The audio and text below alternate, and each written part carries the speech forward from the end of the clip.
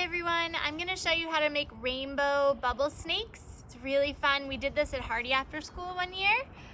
So you can take any plastic bottle, and you may need help with an adult for this part. You're going to just cut off the bottom. And I already did that with this bottle. I used a Gatorade bottle and I cut off the bottom. Then you're going to take an old sock. Maybe you have a mix match sock that you're not using anymore, any old sock you don't care about.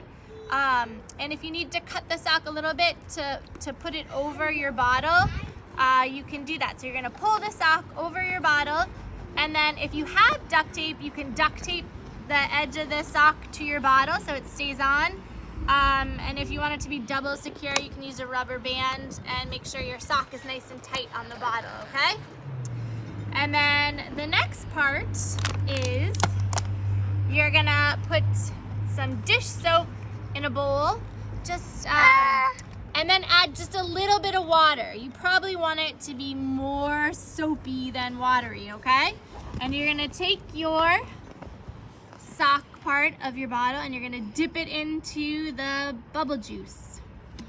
And then this is the most important part. Do not suck. Make sure you're blowing, because otherwise if you suck in, you're gonna get a lot of bubbles in your mouth and soap in your mouth, okay? So make sure when you are using this that you're blowing out, okay? All right, here goes, ready? Whoa. Wow. Take deep breaths. You can take your mouth off and then take another breath to make it longer.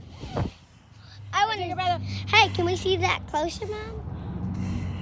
Now for the really cool part. If you want your bubbles to be colored, if you have some food coloring at home, you can drop some food coloring onto your sock, okay? So just drip it on.